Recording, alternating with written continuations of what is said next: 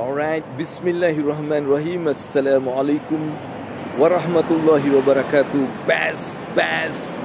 Apa khabar semua?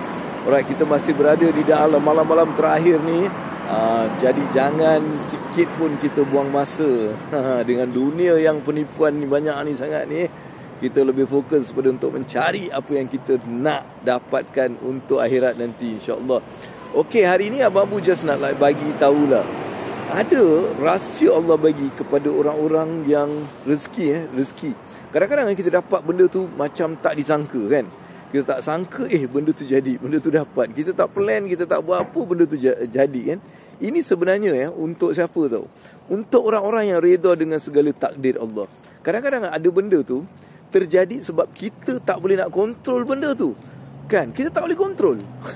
Kita tak boleh kontrol, tapi kita terima. Ada orang ni bila kita tak boleh kontrol, Allah takdirkan sesuatu jadi, mereka tak boleh terima. Inilah orang-orang yang mungkin ataupun orang-orang yang susah nak mendapat rahsia ataupun benda-benda yang Allah nak bagi macam secara tak, kata orang tu tak sangka-sangka kan. Tapi sebenarnya kalau seseorang tu dia redha dengan apa yang berlaku, kadang-kadang ada benda tu kita tak boleh kontrol. Benda tu terjadi, kita redha, kita terima, kita sabar. Kalau benda tu ujian, kalau benda tu nikmat, kita bersyukur kepada Allah SWT. Right?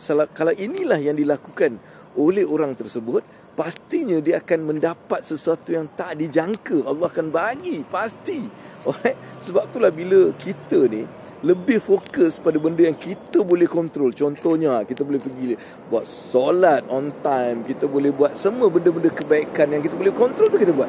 Tapi kalau benda tu terjadi tanpa kita punya kontrol, contohnya saya berniaga kan, saya buatlah semua yang bagus, apa yang perlu saya buat, tapi akhirnya dia rugi. Contohnya rugi. Jadi kita redha, kita terima sebab itu takdir yang Allah telah tentukan. Jadi kita redha, kita sabar, dan pasti bila awak sabar dan berdoa, awak akan tengok Allah bagi rezeki yang awak tak sangka, babe. Itulah yang sebenarnya Abang Abu nak cakap. Dan ini bukan dalam bisnes saja, dalam segala benda yang kita lakukan dalam hidup ni. Alright? Jadi sentiasalah kita fokus pada benda yang kita boleh kontrol, dan jangan fokus pada benda yang kita tak boleh kontrol. Sebaliknya, benda yang tak boleh kita kontrol, takdir itu kita serahkan pada Allah, kerana setiap takdir yang Allah tentukan atas hambanya adalah untuk kebaikan kita. Right? Itu sajalah daripada Abang Abu. InsyaAllah kita jumpa lagi esok.